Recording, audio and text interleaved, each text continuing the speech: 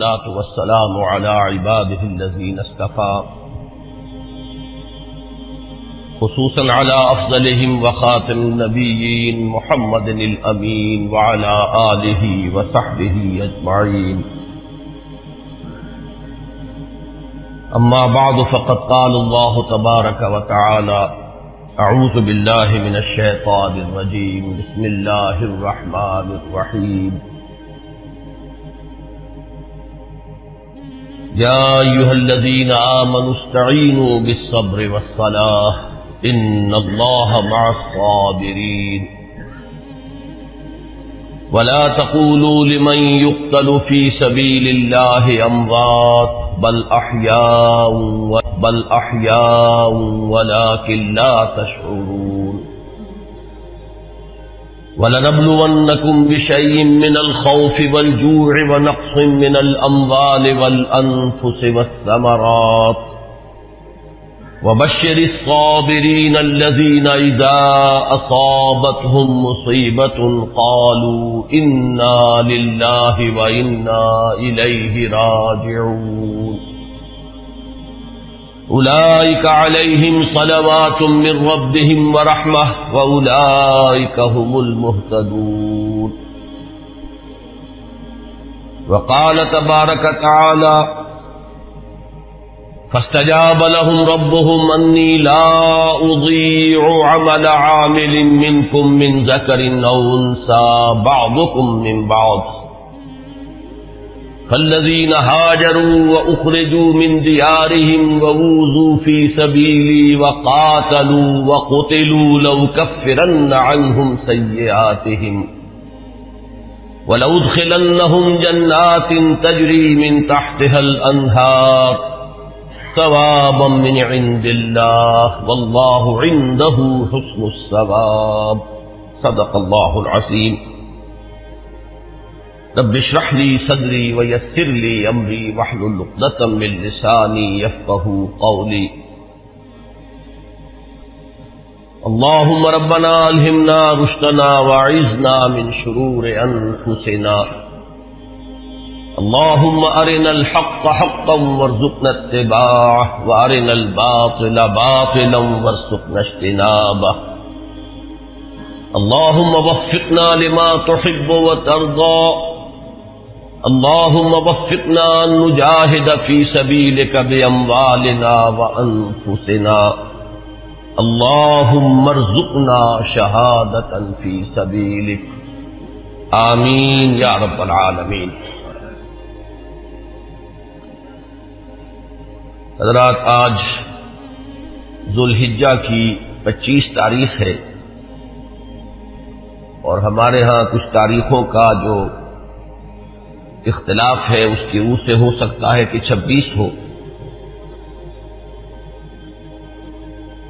آج سے 1384 برس قبل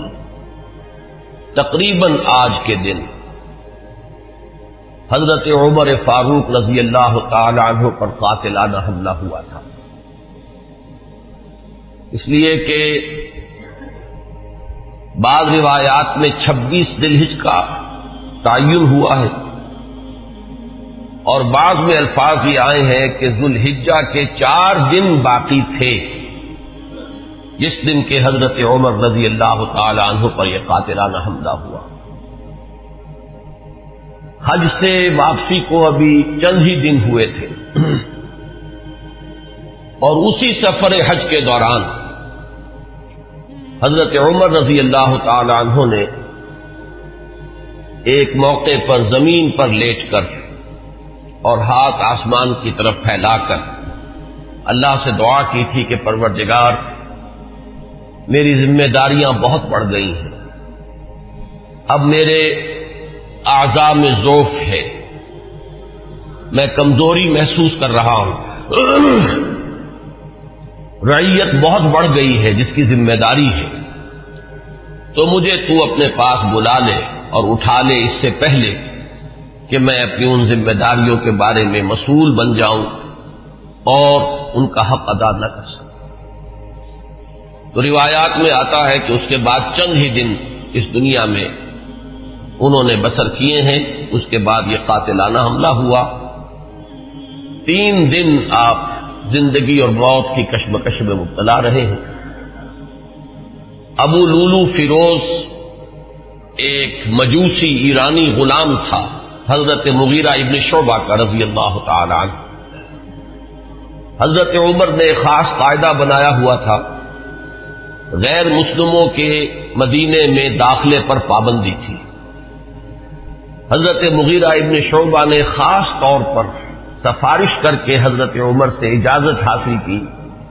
ابو لولو فیروز کے لیے کہ اسے مدینے میں آ کر کام کرنے کی اجازت دی جائے، اس لیے کہ وہ بہت سے فنون سے واقف ہے۔ حضرت عمر نے اجازت دے دی۔ چند دنوں کے بعد وہ فریادی بن کر حاضر ہوا حضرت عمر رضی اللہ تعالیٰ عنہ کی خدمت میں کہ میرے آقا جو ہیں حضرت مغیرہ ابن شعبہ رضی اللہ تعالیٰ عنہ وہ مجھ سے بہت زیادہ ٹیکس وصول کرتے ہیں۔ یعنی یہ معاملہ تھا کہ جو غلام ہوتے تھے وہ اپنا کام کرتے تھے، لیکن اپنی آمدنی میں سے ایک حصہ وہ اپنے ان آقاؤں کو دیتے تھے کہ جن کی وہ غلامی میں تھے۔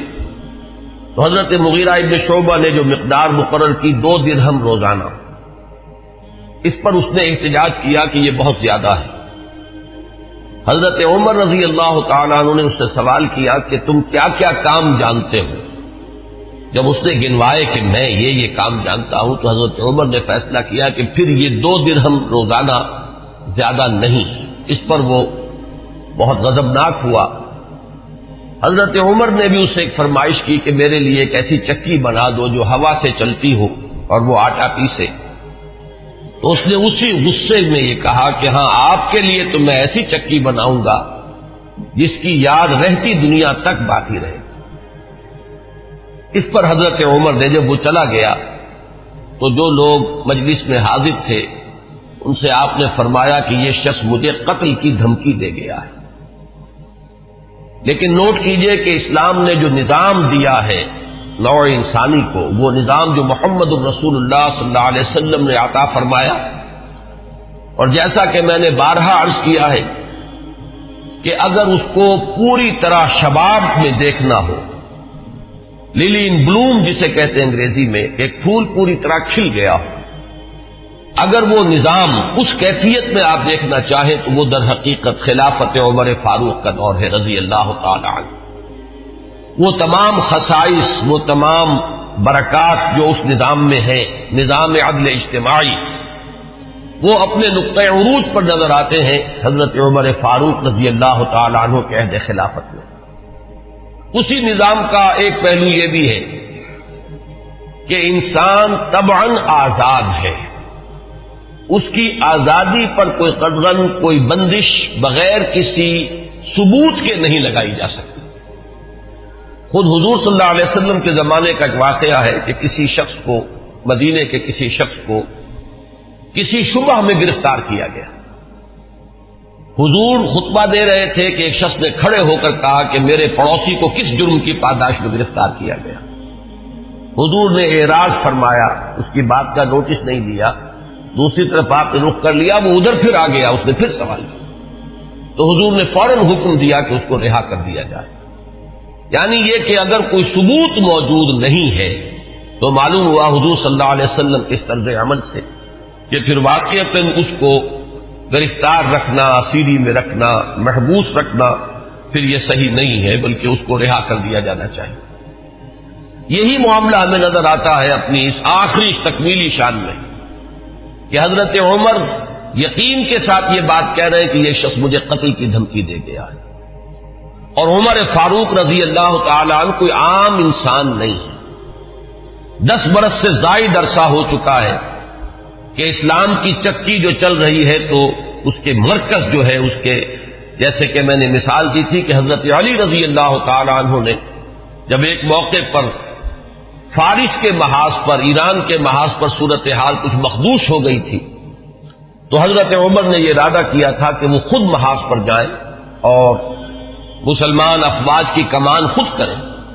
تو حضرت علی نے مخالفت کی تھی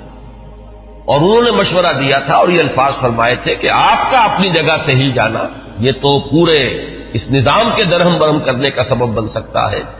اور یہی تشبیہ دی تھی کہ چکی اسی وقت تک چلتی ہے جبکہ اس کی وہ کلی اپنی جگہ پر قائم رہے۔ تو آپ کی مثال تو اس پورے نظام کے لیے کلی کسی ہے۔ تو 10 برس تک وہ چکی جو ہے گھوم رہی تھی اسی شخصیت کے گرد، اور کتنے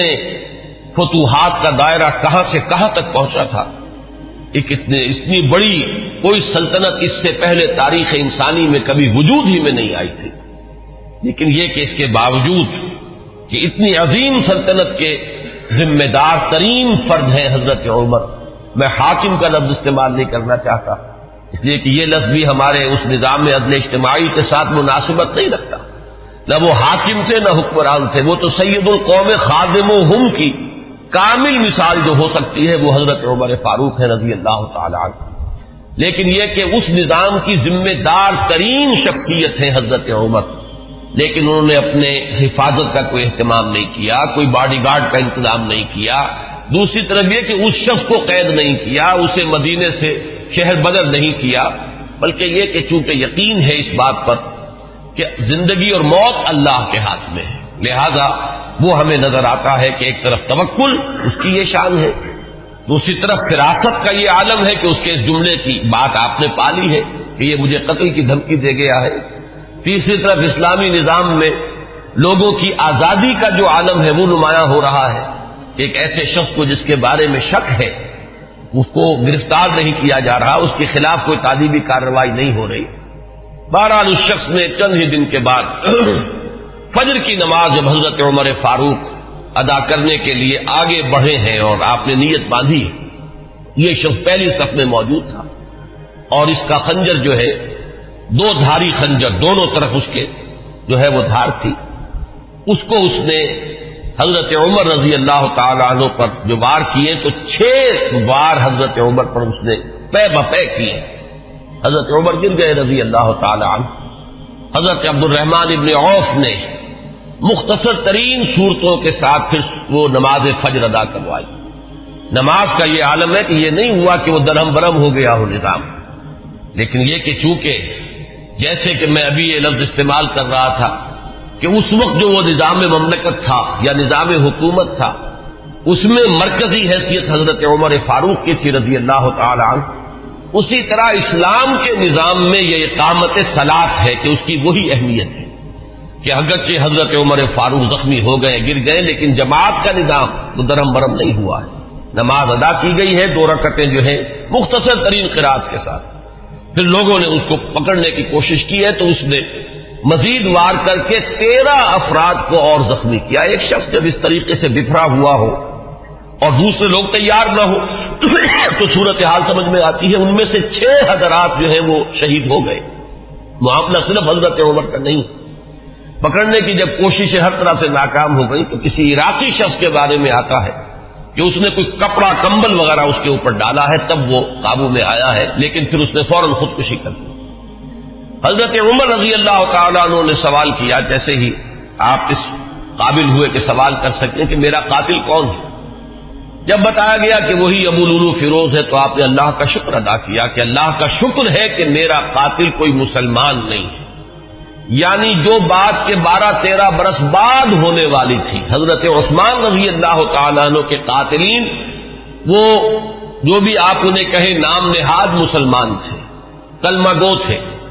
وہ محمد الرسول اللہ صلی اللہ علیہ وسلم کا کلمہ پڑھنے والے تھے، کلمہ شہادت کو انہوں نے اپنے لیے ڈھال بنایا تھا۔ اس سے جو فتنہ شروع ہوا ہے جس کو میں اس سے پہلے بیان کر چکا ہوں کہ الفتنۃ الکبریٰ، سب سے بڑا فتنہ جو ہے وہ حضرت عثمان رضی اللہ تعالیٰ عنہ کی شہادت سے شروع ہوا ہے۔ اس سے پہلے یہ معاملہ اگرچہ حادثۃ الکبریٰ تو اسے آپ کہہ سکتے ہیں بہت بڑا حادثہ ہے، لیکن یہ ہے کہ اس سے کسی فتنے کا آغاز نہیں ہوا، بلکہ یہ کہ اس کے بعد بھی وہ چکی اسی طرح چلتی رہی۔ کم و بیش 10 برس ہے حضرت عثمان رضی اللہ تعالیٰ عنہ قید خلافت کے کہ وہ بھی اسی شان کے حامل ہے، وہی یکجہتی ہے، وہی امن و امان ہے، اسی طرح فتوحات کا سلسلہ جاری ہے، انقلاب محمدی علی صاحب الصلاۃ والسلام کا سیلاب جو ہے وہ بڑھ رہا ہے اسی شان سے، جو میں نے بارہا آپ کو سنایا ہے اقبال کا یہ مصرع کہ تھمتا نہ تھا کسی سے سیل رواں ہمارا، تو کم و بیش 10 برس اس کے بعد یہ کیفیت طاری رہی ہے۔ تو تو اس سے کسی بڑے فتنے کا آغاز نہیں ہوا۔ حضرت عمر رضی اللہ تعالیٰ عنہ پر یہ قاتلانہ حملہ ہوا ہے 26 یا یہ کہ 25، 26، 27 ان میں سے کوئی تاریخ ہوگی، 4 دن بقایا تھے۔ اب اگر 30 کا مہینہ ہو تو اس کی تاریخ اور بن جائے گی، 29 کا ہو تو کچھ بدل جائے گی، تقریباً وہ آج کا دن ہی پڑتا ہے، اور یہ ہے سن 23 ہجری۔ انتقال ہوا ہے تو پھر تدفین جو ہوئی، حضرت صہیب رومی رضی اللہ تعالی عنہ کے بارے میں وصیت تھی کہ وہ میری نماز جنازہ ادا کریں، اس کی امامت کریں، تو یکم محرم الحرام سن 24 ہجری کو تدفین ہوئی ہے۔ تدفین کا یہ واقعہ بھی بڑا اہم ہے، اور آپ سب حضرات کے علم میں ہوگا کہ حضرت عمر نے اپنے صاحبزادے عبداللہ ابن عمر رضی اللہ تعالی عنہما کو بھیجا حضرت عائشہ کی خدمت میں کہ میری بڑی خواہش ہے کہ آپ کے حجرے میں میں دفن ہو جاؤں جہاں محمد الرسول اللہ صلی اللہ علیہ وسلم اور حضرت ابوبکر صدیق رضی اللہ تعالی عنہ مدفون تھے۔ حضرت عائشہ نے فرمایا، اور اس سے جو مقام ان کی نگاہ میں تھا حضرت عمر کا وہ بھی ظاہر ہوتا ہے کہ کس طرح انہوں نے اثار کیا ہے، کس قدر ان کے لیے یہ مرحلہ کٹھن ہوگا فیصلے کا کہ اس حجرے میں صرف ایک قبر کی جگہ اور تھی۔ حضرت عائشہ نے فرمایا ام المومنین رضی اللہ تعالی عنہا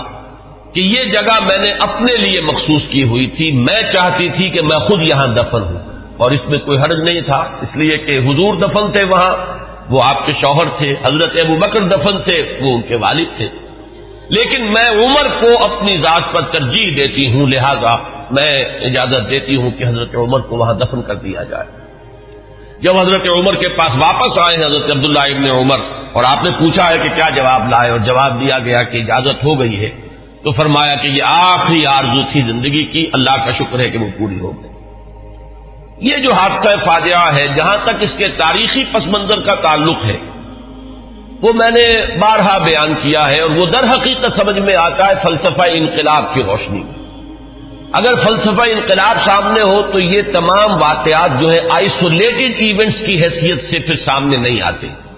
علیحدہ علیحدہ واقعات اور حوادث نہیں ہے، بلکہ یہ کہ ان کے مابین ایک ربط جو ہے وہ سامنے آ جاتا ہے۔ یہی فرق ہے تاریخ اور فلسفہ تاریخ میں۔ تاریخ اپنی جگہ ایک شعبہ علم ہے، اور فلسفہ تاریخ اپنی جگہ ایک مستقل فن ہے۔ تاریخ میں واقعات جو ہے وہ پیش نظر ہوتے ہیں، اور فلسفہ تاریخ جو ہے وہ ان واقعات کا پس منظر، ان کے اسباب و علل، ان کے عواقب و نتائج، پھر ان کے مابین ربط اور تعلق جو ہے وہ ان کو تلاش کرتا ہے۔ ظاہر بات ہے کہ اس دنیا میں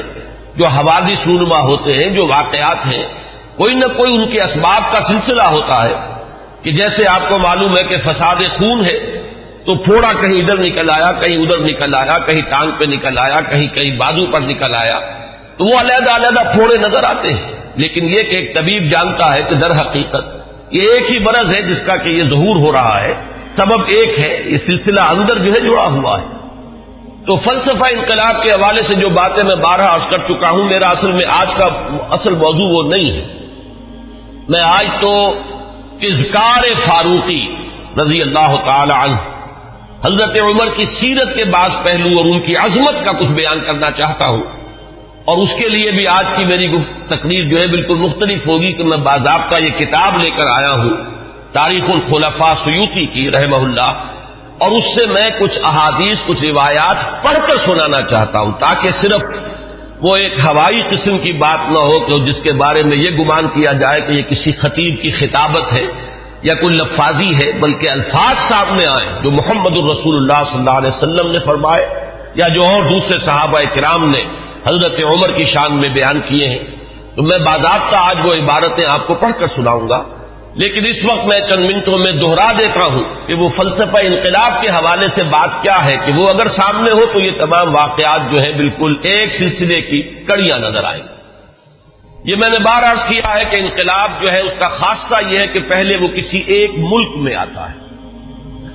اور ایک بڑی جان گسل ایک جد و جہد ہے، اور بڑی طویل ایک جد و جہد ہے، جس کے بعد انقلاب آتا ہے۔ اس لیے کہ انقلاب کے معنی چہروں یا ہاتھوں کا بدلنا نہیں ہے، بلکہ نظام کا بدلنا ہے۔ نظام جب بدلتا ہے تو جو سابق نظام کے اندر جن لوگوں کے مفادات وابستہ ہوتے ہیں، جن کا ویسٹڈ انٹرسٹ ہوتا ہے، وہ کبھی یہ برداشت نہیں کرتے ایک طبقے کی حیثیت سے کہ ان کے مفادات پر کوئی زد بڑھے، وہ اسٹیٹس کو چاہتے ہیں کہ جیسا ہے ویسا رہے، اس میں کوئی تبدیلی بنیادی طور پر اس نظام میں نہ آئے۔ یہ تو ہو جائے کوئی حرج نہیں کہ ایک چچا نہیں تو بھتیجا آ جائے، بھتیجا نہیں تو چچا آ جائے، ایک بھائی نہیں دوسرا بھائی برسر اقتدار آ جائے، ایک جاگیردار نہیں دوسرا جاگیردار آ جائے، بہرحال وہ اپنا ہی بھائی بند ہے، وہ جاگیرداروں کے مفادات ہی کو پیش نظر رکھے گا، ایک سرمایہ دار نہیں دوسرا سرمایہ دار آ جائے تو یہ تو ہو جائے کوئی حرج نہیں کہ گاؤں رفت اور خر آمد یا خر رفت و گاؤں آمد، اس میں کوئی حرج نہیں، لیکن کوئی بنیادی تبدیلی نہ ہو۔ انقلاب بنیادی طور پر نظام کو بدلتا ہے، لہذا بڑی زبردست جد و جہد اور کشمکش کے بعد یہ انقلاب دنیا میں آتا ہے۔ اس کے 6 مراحل میں نے بارہا بیان کیے۔ آخری چیز جو ہوتی ہے وہ یہ ہے کہ جب مخالف انقلاب قوتیں یہ دیکھتی ہیں کہ اب ہمارا بس نہیں چل رہا، یہ انقلاب تو اب جیسے آپ آج کل ایک الفاظ عوامی نعرے کے طور پر سنتے کہ آوے ہی آوے، کہ اب تو نظر آ رہا ہے کہ انقلاب تو آئے گا، اس کا کوئی راستہ روکنے والا نہیں ہے، تو آخری حربہ ان کا یہ ہوتا ہے کہ اس وقت وہ کونوں کھدروں میں دبک جاتے ہیں اور منتظر رہتے ہیں کہ پھر کبھی کوئی موقع آئے، کوئی بہت ہی مناسب موقع، کوئی اپورچن مومنٹ کہ اس پر پھر ہم ضرب کاری دوبارہ لگائیں، اس وقت دبک جاؤ، اس وقت جو ہے اپنے سر نیچے کر لو۔ اس کو کہتے ہیں کاؤنٹر ریولوشنری موومنٹ۔ تو حضور صلی اللہ علیہ وسلم کی 20 سالہ جد و جہد کے نتیجے میں جب عرب میں انقلاب کی تکمیل ہو گئی تو مخالف انقلاب قوتوں نے بھی اس وقت جو ہے گردن جھکا دی۔ وہ منتظر تھے کہ پھر کوئی موقع آئے تو ہم کھڑے ہو جائیں اور پھر اس انقلاب کو ناکام کریں۔ یہ در حقیقت ہوا ہے پھر سیرت خلافت ابوبکر صدیق رضی اللہ تعالیٰ عنہ کے زمانے میں۔ حضور کا انتقال ہوا، مسلمانوں کے دل زخمی تھے، مسلمانوں کا مورال ظاہر بات ہے، اس کا آپ اب تصور کیجئے کتنا جو ہے اس وقت مجروح ہو چکا تھا۔ اس وقت پھر یہ قوتیں ابھری ہیں، ایک طرف تو نئے مدعیان نبوت کھڑے ہو گئے اسلام کی بیخکنی کے لیے، دوسری طرف زکوٰۃ کے مانعین منکرین زکوٰۃ کا مطلب یہ نہیں ہے کہ انہوں نے زکوٰۃ کا انکار کیا تھا، صرف یہ کہتے تھے کہ ہم حکومت کو ادا نہیں کریں گے، اپنے طور پر کریں گے۔ یہ دو قوتیں جو ابھری ہیں دونوں کی دونوں اندرون ملک عرب سے ابھری ہیں، کوئی باہر کی قوت اس میں نہیں تھی بلکہ اندرون ملک عرب، کیونکہ ابھی تک انقلاب کی تکمیل بھی تو عرب ہی کی حد تک ہوئی تھی، تو جو مخالف انقلاب قوتیں وہ بھی وہیں سے ابھری۔ حضرت ابوبکر صدیق رضی اللہ تعالیٰ عنہ کے مناقب کا یہ بہت اہم باب ہے کہ ایک آئرن ول کے ساتھ، ایک آہنی عظیمت کے ساتھ، بلکہ یوں کہیے کہ کوہ ہمالیہ جیسی عظیمت کے ساتھ انہوں نے مقابلہ کیا اور ان تمام مخالف انقلاب تحریکوں کو اور قوتوں کو کچل کر اور پھر انہوں نے ذمہ داری جو ہے سنبھالی حضرت عمر فاروق کو، اور بہت جلد وہ تو اللہ تعالیٰ کے حضور میں اور محمد الرسول اللہ صلی اللہ علیہ وسلم کی رفاقت کے لیے وہ آخرت میں روانہ ہو گئے۔ اب جو دور آیا ہے جس کا آغاز حضرت ابو بکر کے زمانے میں ہوا تھا، ویسے تو یہ کہ غزوہ تبوک اور غزوہ موتا حضور کی حیات طیبہ میں ہوئے ہیں، لیکن ابھی تک کوئی فتوحات کا دائرہ جو ہے حضور کے زمانے میں نہیں تھا۔ حضرت ابوبکر کے زمانے میں فتوحات کا معاملہ شروع ہوا، شام میں پیش قدمی ہوئی، کچھ عراق کے اندر بھی پیش قدمی ہوئی۔ یہ شام عرب، عراق عرب، اصل میں یہ عرب ہی کے ملک کے حصے ہیں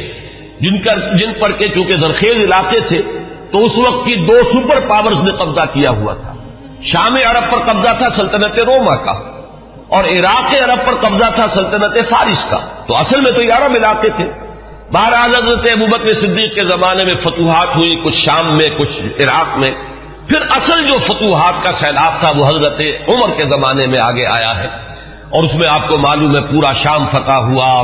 پورا ایران فتح ہوا اور کہاں سے کہاں تک حدود پہنچ گئے۔ اب جو مخالف انقلاب قوتیں ابھری ہیں، ظاہر بات ہے کہ وہ اب بیرون سے تھیں۔ ایک اندرون سے سازش، یہودی سازش عبداللہ ابن سبا کی، اور دوسری طرف یہ کہ عجمی انتقام، اس لیے کہ جہاں تک تعلق ہے سلطنت روما کا، ایک تو یہ کہ وہ بالکل ختم نہیں ہوئی تھی، ابھی اس کے شمالی افریقہ کے مقبوضات بھی بقایا تھے، ابھی اس کے پاس جس کو آپ ایشیا مائنر کہتے ہیں، ایشیائی کوچک، وہ بھی باقی تھا، اس کے اور یورپین مقبوضات بھی ابھی باقی تھے، تو وہ بالکل ختم نہیں ہوئی تھی۔ صرف یہ ہے کہ یوں سمجھیے کہ ایک ٹانگ اس کی ٹوٹ گئی تھی کہ ویسٹ ایشیا سے تقریباً اسے بے دخل کر دیا گیا، جبکہ سلطنت ایران کا معاملہ یہ کہ وہ تو بالکل ختم ہو گئی، اس کی دھجیاں اڑ گئیں، اس کا کوئی وجود نہیں رہا۔ وہ جو سلسلہ چلا آ رہا تھا ان کے ہاں ایک شہنشاہی سلسلہ، وہ ختم ہو کر رہ گیا۔ اس اعتبار سے جو اصل رد عمل ہوا ہے اس مرحلے پر وہ ایران کی طرف سے ہوا ہے۔ ایرانی ویسے بھی شاہ پرست اور نسل پرست لوگ ہیں، ان کے اندر اپنی نسل کی برتری کا اور عربوں کی تحقیر کا جذبہ جو ہے یہ ہمیشہ سے پایا جاتا ہے کہ عربوں کو وہ کچھ تسلیم کرنے کو تیار ہی نہیں تھے۔ اب جب حضرت عمر کے ہاتھوں یہ معاملہ ہوا اور سلطنت کسریٰ جو ہے پارا پارا ہو گئی اور اس کا سلسلہ ختم ہو گیا، تو در حقیقت اب دوسرا انتقام جو ہے وہ آیا ہے یہ باہر سے۔ اور یہ جو معاملہ تھا حضرت عمر کی شہادت کا، یہ کوئی آئسولیٹڈ فیکٹ نہیں ہے، آئسولیٹڈ ایونٹ نہیں ہے، اگرچہ جیسے اس کو میں نے بیان کیا واقعات تو یہی ہیں، اس سے زیادہ جو ہے اس کا کوئی ثبوت تو تاریخ کے اندر جو ہے ہمیں نہیں مل سکے گا، لیکن یہ ہے کہ یہ سب کو معلوم ہے کہ جو گورنر تھا ایک ایرانی وہ اس کی پشت پر تھا، اور اس گورنر ہی کی شہ پر اس نے یہ سارا اقدام کیا ہے، اور مجوسی تھا، ایرانی تھا، اس نے انتقام لیا ہے حضرت عمر فاروق رضی اللہ تعالی عنہ سے۔ اس کے بعد یہ بات آگے بڑھی، اور جیسا کہ میں نے عرض کیا کہ پھر یہودی سازش بھی جب سامنے آئی ہے، اور پھر یہودی سازش اور عجمی انتقام، یہ دونوں نے مل کر پھر وہ شکل اختیار کی ہے کہ جو الفتنۃ الکبریٰ حضرت عثمان رضی اللہ تعالیٰ عنہ کی شہادت جو جس کا نتیجہ نکلی۔ تو اگر اس کو آپ سمجھیں گے تو یہ بالکل سمجھ میں آنے والی بات ہے، یہ کوئی ایسا نہیں ہے کہ کوئی بالکل ہی یعنی انوکھی باتیں ہو، بلکہ یہ سمجھ میں آنے والی باتیں ہیں، تاریخ کے یہ حقائق ہیں، ان اصولوں کو سامنے رکھا جائے تو ہر چیز اپنے صحیح پرسپیکٹو میں نظر آ جاتی ہے۔ لیکن جیسا کہ میں نے عرض کیا، میں آج اس سلسلے میں کچھ زیادہ عرض نہیں کرنا چاہتا، میں یہ چاہتا ہوں کہ حضرت عمر کے مناقب میں آج آپ کو باضابطہ کچھ روایات پڑھ کر سناؤں اور ان کے ترجمے کے حوالے سے بات آپ کے سامنے رکھوں۔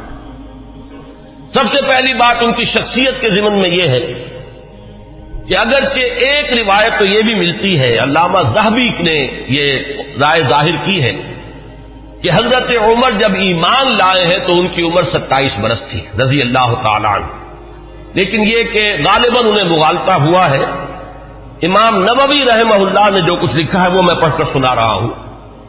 ولد عمر بعد الفیل ب13 سنہ، حضرت عمر رضی اللہ تعالیٰ عنہ کی ولادت ہوئی ہے عام فیل کے 13 سال بعد۔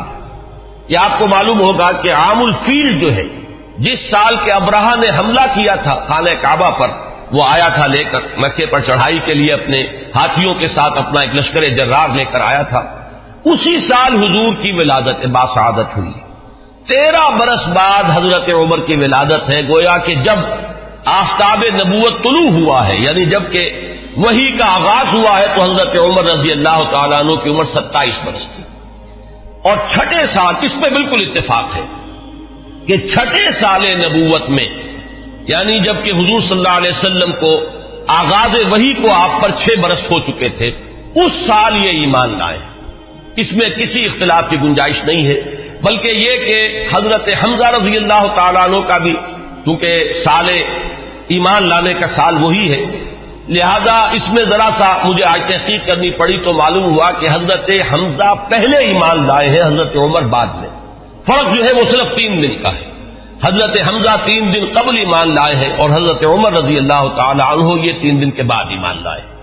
تو جس وقت وہ ایمان لائے ہیں اس کا مطلب یہ ہے کہ 33 برس عمر تھی حضرت عمر رضی اللہ تعالی عنہ کی، اور جب آپ کا انتقال ہوا ہے، شہادت ہوئی ہے، تو 63 برس عمر تھی، اور یہ وہی عمر ہے جس میں کہ حضور صلی اللہ علیہ وسلم کا انتقال ہوا اور حضرت ابوبکر کا انتقال ہوا۔ یعنی جو قرب اور اعتبارات سے ہے، صاحبین کو، شیخین کو، جو بھی آپ انہیں کہیں، حضرت ابوبکر حضرت عمر رضی اللہ تعالی عنہما،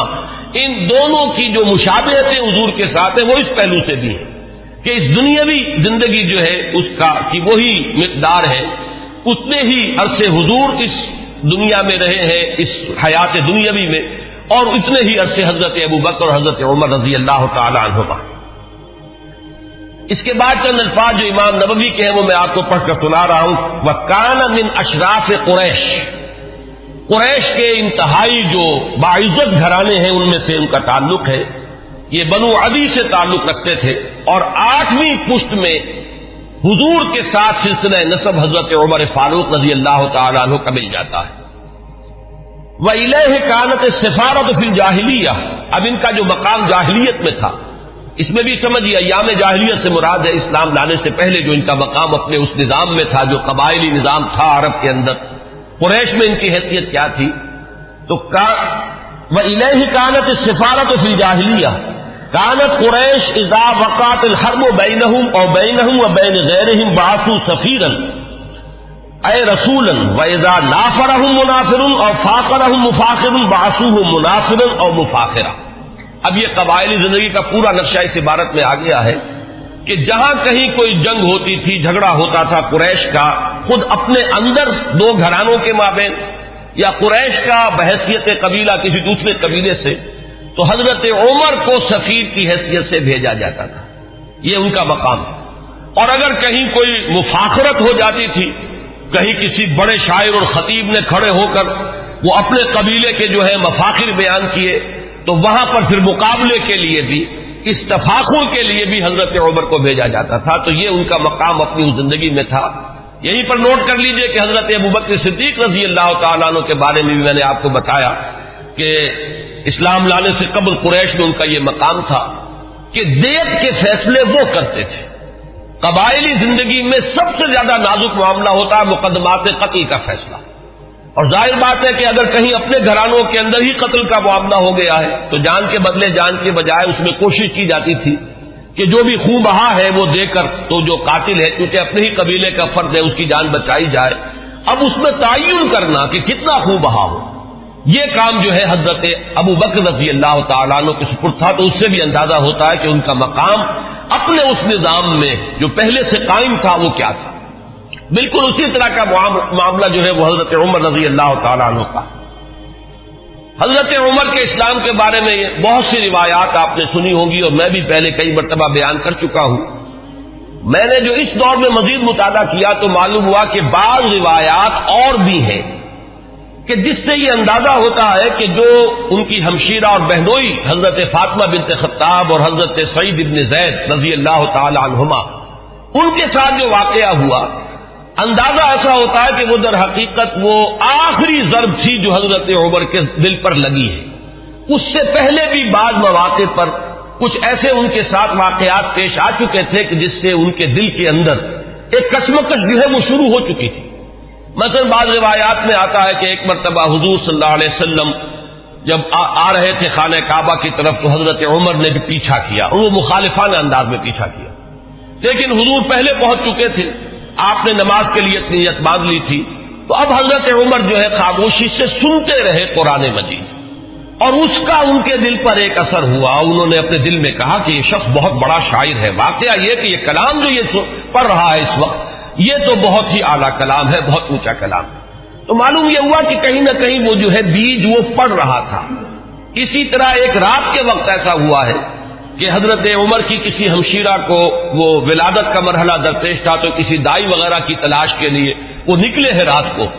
اس وقت انہوں نے دیکھا کہ حضور اور آپ کے ساتھ چند اور لوگ ہیں جو کھڑے ہیں اور نماز پڑھ رہے ہیں، تو خانہ کعبہ کے پردوں میں چھپ کر آپ نے پھر حضرت عمر نے اس وقت وہ سنا کہ یہ کیا پڑھ رہے ہیں، اور اس سے بھی ان کا کہنا یہ ہے کہ میرے دل کے اندر ایک کشمکش شروع ہو چکی تھی۔ یہ بات جو ہے نفسیاتی اعتبار سے سمجھ میں آتی ہے۔ بسا اوقات ایسا ہوتا ہے کہ ایک شخص کے اوپر ایک کسی حقیقت کا انکشاف ہو رہا ہے تدریجاً، لیکن ابھی وہ جو پچھلی عصبیتیں ہیں، اپنے آبائی عقائد یا اپنے آبائی دین کے ساتھ جو ایک جذباتی تعلق ہے وہ ابھی اتنا مضبوط ہے کہ ریزسٹ کر رہا ہے، اندر ہی اندر وہ کشمکش جو ہے وہ جاری ہے۔ لیکن ان روایات سے یہ معلوم ہوتا ہے کہ وہ واحد واقعہ نہیں ہے جو اس وقت ہوا، بلکہ یہ کشمکش ہو رہی تھی۔ وہ آخری بات جو ہے جسے میں تشبیہ کہا کرتا ہوں کہ غبارے کو پھاڑنے والی چیز جو ہے وہ تو وہی واقعہ ہے کہ جو حضرت فاطمہ کے ساتھ یعنی ان کے ہمشیرہ کے ساتھ پیش آیا ہے، ان کے اور ان کے بہنوئی اور بہن کے مابین، کہ حضرت عمر تو نکلے تھے فیصلہ کر کے کہ بس اب تلوار ننگی لے کر کہ حضور کا میں خاتمہ کر کے گھر واپس آؤں گا، اور جو ہونا ہے ہو لے۔ لیکن یہ کہ یہ جو کلکل ہو رہی ہے اور یہ جھگڑا جو قریش کے اندر ہو گیا ہے، گھر گھر جو ہے فساد ہے، باپ بیٹے سے جدا ہو رہا ہے، بھائی بھائی سے کٹ گیا ہے، بیوی شوہر سے علیحدہ ہو رہی ہے، تو یہ فساد ہم کب تک برداشت کریں گے؟ تو جو اس فساد کا سبب ہے اس کو ختم کر دیا جائے، پھر دیکھا جائے گا جو ہوگا۔ یہ جو میں کہہ رہا ہوں جو دیکھا جائے گا جو ہوگا اس میں بھی جب تک قبائلی پس منظر سامنے نہ ہو یہ بات سمجھ میں نہیں آئے گی کہ جو چیز انہیں روک نہیں تھی حضور کے خلاف اقدام کرنے پر قریش کو، کفار قریش کو، وہ یہی بات تھی کہ حضور کا جو گھرانہ ہے بنی ہاشم وہ حضور کے پشت پر تھا، اور قبائلی زندگی میں یہ ہوتا ہے کہ اب عقیدہ جو ہے بہرحال بنو ہاشم کے فرد ہے اور خاندان کی حمایت حاصل ہے، اگر حضور کے خلاف کوئی اقدام کرتے تو بنو ہاشم ان کی مدافعت میں اور ان کے ساتھ جو ہے میدان میں آ جائیں گے۔ نتیجہ یہ نکلے گا کہ قریش کے دو گھرانے آپس میں ٹکرا جائیں گے، یا قریش کے مابین جو ہے ان کے اپنے اندر جو ہے ایک کشمکش شروع ہو جائے گی، اور یہ چیز جو ہے جیسے کہ ایک عام محاورہ بھی ہے کہ house divided amongst itself can not stand, تو ہمیں جو مقام حاصل ہے پورے عرب میں، جو سیادت اور قیادت اور چودراہٹ ہماری چل رہی ہے، اگر ہم آپس میں لڑ پڑے تو پھر وہ ہماری قیادت اور سیادت جو ہے چودراہٹ وہ ختم ہو جائے گی۔ یہ روک تھا قریش، جو کفار قریش ہے ان کے راستے میں یہ رکاوٹ تھی کہ حضور کے خلاف کوئی اقدام نہیں کر رہے۔ بالآخر حضرت عمر نے طے کیا اب جو ہو سو ہو، اب تو میں یہ کام کر کے رہوں گا۔ اس وقت وہ چلے ہیں، لیکن یہ کہ درمیان میں بعض روایات میں نام آتا حضرت حذیفہ رضی اللہ تعالی عنہ، اور غالباً یہ ابو سفیان کے بیٹے ہیں جو ایمان لا چکے تھے۔ حضرت عمر کو معلوم نہیں تھا، انہوں نے جب دیکھا کہ تیور جو ہے بہت ہی اس وقت عمر کے بدلے ہوئے ہیں، پوچھا کیا معاملہ ہے؟ کہ میں جا رہا ہوں کہ آج تو بس فیصلہ چکا کے آؤں گا اور محمد کو میں قتل کر دوں گا صلی اللہ علیہ وسلم۔ انہوں نے بڑی حکمت سے کام لے کر رخ موڑ دیا کہ تم پہلے اپنے گھر کی خبر تو لو، تمہاری بہن اور تمہارے بہنوں ہی مان لا چکے۔ اب جو جلال کا عالم ہوا ہوگا عمر کا رضی اللہ تعالی عنہ، اس کا آپ اندازہ کیجئے، جس قدر غضبناک ہو کر وہ گئے ہیں، اور دروازہ جو ہے وہ دھڑدھڑایا تو وہ اندر اس وقت جو ہے حضرت خباب بن الارت آئے ہوئے تھے رضی اللہ تعالی عنہ، اور وہ انہیں سورہ طٰہٰ ابھی نازل ہوئی تھی، تو میاں بیوی جو ہے حضرت سعید ابن زید اور فاطمہ بنت خطاب جو ان کی زوجہ ہے حضرت سعید کی، انہیں وہ سورہ طٰہٰ پڑھا رہے تھے، تو اسی میں یہ پہنچ گیا، اندازہ ہو گیا عمر ہے، تو انہوں نے چھپایا حضرت خباب کو تو کہ ان کے تو آتے ہی شاید پھر ہی قلم کر دے، میں تو پھر بھی بہن ہوں، اور یہ شوہر جو ہے نہ صرف یہ کہ بہنوئی ہے بلکہ چچا زاد بھائی ہے، اس لیے کہ حضرت عمر کے والد خطاب اور دادا نفیل ہی کے بیٹے تھے حضرت زید۔ میں حضرت اس لیے کہہ رہا ہوں اگرچہ وہ حضور پر وحی کے آغاز سے پہلے جو ہے ان کا انتقال ہو گیا، لیکن موحد کامل تھے وہ، اور ان کے بیٹے حضرت سعید، تو یہ چچا زاد بھائی ہیں آپس میں، تو چچا زاد بھائی بھی ہے بہنوئی بھی ہے، تو کچھ نہ کچھ پاس تو کرے گا۔ لیکن یہ کہ خباب بن الارت رضی اللہ تعالی عنہ اس کا تو جو ہے سر قلم کر دیتے حضرت عمر، لیکن یہ کہ بہرحال اس کے بعد جو واقعہ وہ آپ نے اکثر نے سنا ہوگا، مارنا شروع کیا، بہنوئی کو مارا، لہو لہان کر دیا، بہن آئی ہے درمیان میں، اس کے ایک تھپڑ زور کا مارا ہے کہ پورا چہرہ جو ہے وہ خون سے آلودہ ہو گیا۔ اس حالت میں انہوں نے پھر جو ایک عزیمت کا اظہار کیا ہے کہ عمر چاہے تم ہمیں جان سے مار دو، لیکن یہ کہ اب یہ دین جو ہم نے اختیار کیا ہے، جس حق کا دامن ہم نے تھاما ہے، اب ہم اسے اپنے ہاتھ سے دینے کے لیے تیار نہیں۔ اس وقت اصل میں وہ آخری ضرب جس کو میں کہتا ہوں، وہ آخری ضرب اس وقت لگی ہے حضرت عمر کے دل پر، اور انہوں نے پھر یہ پوچھا کہ کیا پڑھ رہے تھے، مجھے بتاؤ تم وہ کلام کون سا ہے۔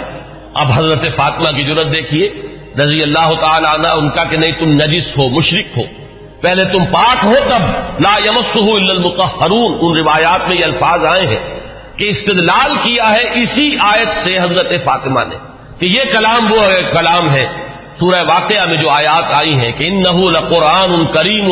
فی کتاب مکنون لا یمسہ الا المطہرون، اسے ہاتھ نہیں لگا سکتے، تو وہ صحیفے تھے اور آگ سے تھے کچھ جن پر لکھی ہوئی تھی سورہ طٰہٰ،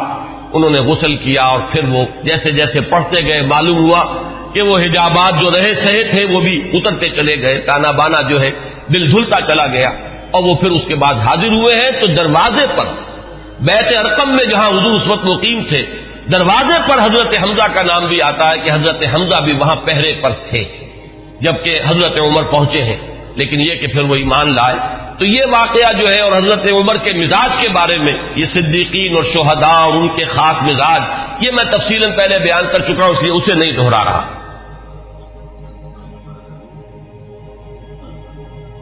حضرت عمر کا جو مقام ہے صحابہ کرام میں، اس کے بارے میں علامہ سیوطی، بلکہ یہ کہ یہ علامہ نووی جو شارح ہیں مسلم شریف کے ان کے الفاظ میں اب آپ کو سنا رہا ہوں. هو احد السابقین الاولین واحد العشرۃ المشہود لهم بالجنہ واحد الخلفاء الراشدین واحد اصحاب النبی علیہ الصلوۃ والسلام، اور آخری الفاظ اہم ترین ہیں واحد کبار علماء الصحابۃ والزہادہم. باقی چیزیں تو آپ کے علم میں ہیں، سابقون الاولون میں سے ہیں. اکثر کا اتفاق یہ ہے کہ حضرت عمر جس وقت ایمان لائے ہیں تو لگ بھگ 40 افراد اس وقت تک ایمان لا چکے تھے، لیکن بہرحال یہ سابقون الاولین میں ان کا شمار ہے. پھر یہ کہ 10 جن کے بارے میں کہ حضور نے صراحت کے ساتھ جنت کی بشارت دی ہے اس دنیا ہی میں، جنہیں ہم کہتے ہیں عشرہ مبشرہ، ان میں سے ایک ہے. پھر خلفائے راشدین میں ان کا شمار ہے بالاتفاق. اب اہل تشیع کا معاملہ میں اسے خارج کر رہا ہوں، لیکن یہ کہ اہل سنت کے نزدیک. پھر یہ کہ حضور صلی اللہ علیہ وسلم کے ساتھ جو رشتہ ہے، حضرت حفصہ رضی اللہ تعالی عنہا ام المومنین، یہ ان کی صاحبزادی ہیں. آخری الفاظ ان کی طرف میں نے توجہ دلائی، وہ کیا ہے کہ احد و کبار علماء صحابت والزہاد. دونوں اعتبارات سے کہ وہ صحابہ کرام میں جو مختلف اوصاف کے اعتبار سے تقسیم کی جاتی ہے، مثلا بعض فقہائے صحابہ، علماء صحابہ، وہ صحابہ کے جن کو علم سے، تفقہ سے، قرآن اور سنت کے گہرے فہم سے خصوصی مناسبت تھی، تو حضرت عمر رضی اللہ تعالی عنہ کا شمار بھی انہی میں سے. اور زہادہم، سب سے زیادہ جو زاہد، زہد میں جن کا کہ یوں سمجھیے کہ آخری درجہ ہے، انتہائی سادگی سے زندگی بسر کرنا اور پیون لگے ہوئے کپڑے پہننا. حضور صلی اللہ علیہ وسلم کا نقشہ جو ہے، جو مدنی زندگی میں ہمیں نظر آتا ہے، ابتدائی مکی دور جو ہے اس میں تو حضور صلی اللہ علیہ وسلم کے لیے خاصی آسائشیں تھی اللہ تعالیٰ نے جو پیدا کر دی تھی، اس لیے کہ حضرت خدیجہ رضی اللہ تعالیٰ عنہ سے شادی کے بعد سہولتیں تھیں، اس لیے کہ وہ بہت دولت مند مالدار خاتون تھی. لیکن مدنی دور میں جو اصل آپ کی یوں سمجھیے کہ دنیاوی، اگر اسے لفظ اقتدار سے ہم موسوم کریں تو دنیاوی اقتدار کا دور جو ہے آپ کا، وہ تو مدنی دور ہے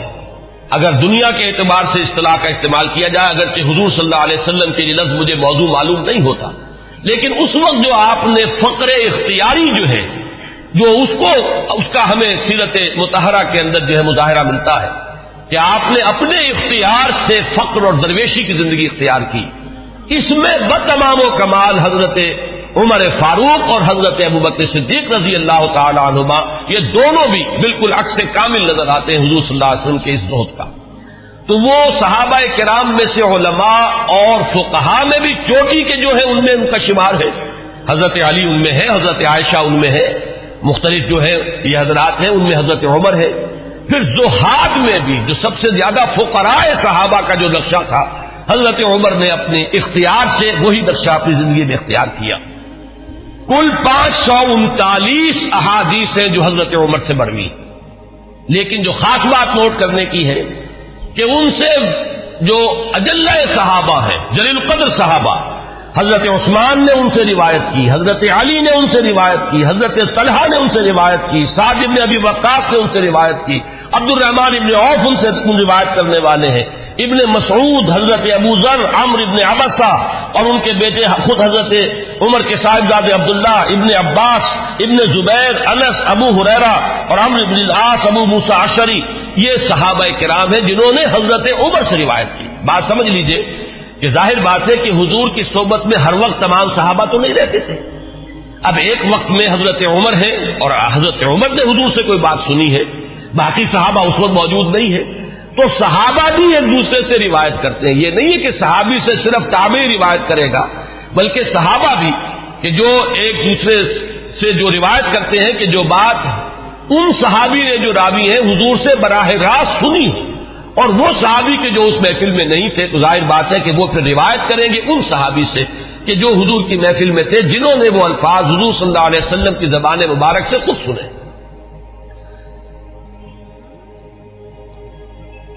دو روایات اب میں آپ کو سنا رہا ہوں حضرت عمر کے اسلام کے ضمن میں جو حضور کی دعا منقول ہے. ایک دعا جو ہے اس میں مشہور ہے، عام طور پر حضرت عمر کے موضوع پر، سیرت کے موضوع پر جو تقریریں آپ نے سنی ہوں گی ان میں آپ کی سننے میں آئی ہوگی. ایک دوسری ہے، وہ بھی میں چاہتا ہوں کہ آج آپ سن لیں. پہلی روایت امام ترمذی رحمۃ اللہ علیہ لائے ہے اور اس کے راوی حضرت عبداللہ ابن عمر ہے رضی اللہ تعالی عنہما، ان النبی علیہ الصلوۃ والسلام قال، حضور صلی اللہ علیہ وسلم نے فرمایا، اللہم اعز الاسلام باحب هذین الرجلین الیک، بعمر بن الخطاب او بابی جہل بن ہشام. اور اسی روایت کو طبرانی نے حضرت ابن مسعود اور حضرت انس رضی اللہ تعالی عنہما سے روایت کیا. گویا کہ یہ تین روایتیں ہیں، لیکن یہ کہ سند کے اعتبار سے جو حضرت امام ترمذی کی روایت ہے وہ چونکہ اونچی ہے لہذا متن اس کا دیا ہے. باقی یہ روایت جو ہے طبرانی لائے ہیں حضرت عبداللہ ابن مسعود سے اور حضرت انس سے رضی اللہ تعالی عنہما کہ اے اللہ ان دو اشخاص میں سے جو تجھے محبوب ہو اس کے اسلام کے ذریعے سے اسلام کو عزت عطا فرما. کون ہے وہ دو اشخاص؟ حضرت عمر رضی اللہ تعالی عنہ، عمر بن الخطاب، اور عمرو بن ہشام. ابو جہل اس کی اصل میں کنیت ہے، نام اس کا عمرو تھا. یہ عمر ہے، وہ عمرو ہے.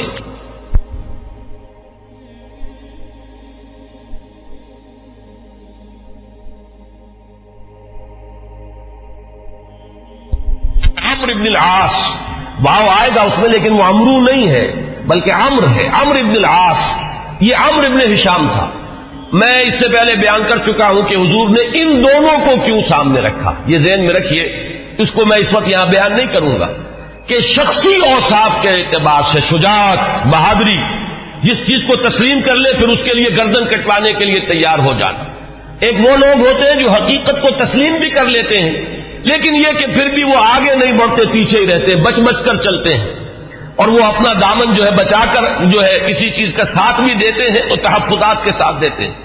ایک وہ لوگ ہوتے ہیں جو بات قبول کر لے پھر ہر کے بعد آباد، اب گردن بھی کٹوا دیں گے، جان دے دیں گے. ان اعتبارات سے مشابہت ہے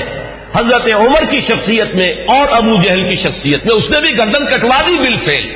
اپنے اس دین باطل کے لیے، اور اس کی جو وہ کیفیت ہے وہ بارہا میرے بیان میں آپ سن چکے ہیں کہ جب گردن کاٹی جا رہی تھی تب بھی اس نے یہ کہا تھا کہ میری ذرا نیچے سے گردن کاٹنا تاکہ جب اس کو اب تم رکھو چڑھاؤ کسی نیزے کے اوپر تو اونچی نظر آئے، معلوم ہو کسی سردار کی گردن. تو یہ مزاج حضرت عمر کا بھی اسلام لانے سے پہلے مزاج یہی تھا. پہلوان آدمی تھے، اوقاف کے میلوں میں شہزوری کا مظاہرہ کیا کرتے تھے، کشتیاں کیا کرتے تھے. اور یہ امتزاج جو حضرت علی رضی اللہ تعالی عنہ میں ہمیں نظر آتا ہے کہ وہ شجاع بھی تھے اور بہت بڑے عالم بھی تھے، یہی امتزاج حضرت عمر کی شخصیت میں، انتہائی شجاع، بہادر، میدان کے مرد، کشتیاں لڑنے والے، مقابلہ کرنے والے، اور پھر یہ کہ بہت بڑے ماہر انصاب. یہ بہت بڑا علم تھا اس وقت. بہت بڑے ناقد اور جو اشعار کے محاسن ہیں ان کو پرکھنے والے، اس کے بارے میں رائے دینے والے. اور فقہا میں تو پھر جو ان کا مقام ہے وہ آپ کو معلوم ہی ہے کہ یہ صلاحیتیں بھی تمام و کمال کہ علمی اور ذہنی صلاحیتیں بھی، اور پھر عملی جو ہے معاملہ وہ تو ازل من الشمس ہے ہی. تو اس اعتبار سے ابو جہل ایک پہلو سے مشابہ تھا اگر وہ بھی ایمان لے آتا. اور سورہ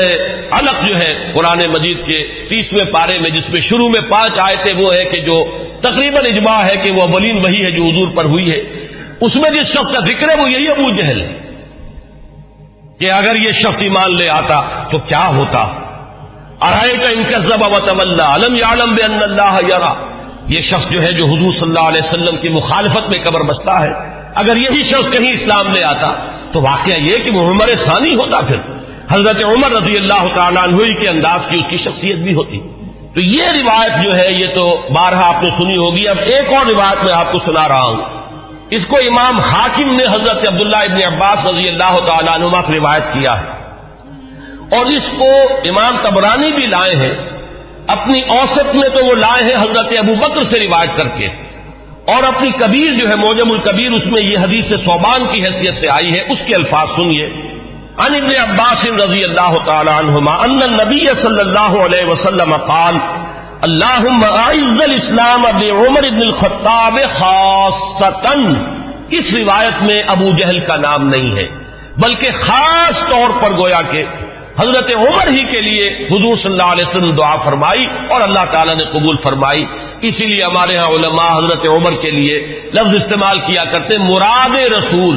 کہ جن کے لیے خاص طور پر حضور صلی اللہ علیہ وسلم نے دعا کی ہے اور اللہ تعالیٰ نے آپ کی دعا کو شرف قبول عطا فرمایا ہے اور حضرت عمر بن الخطاب کو ایمان کی توفیق عطا فرمائی. اب میں آپ کو کچھ تو وہ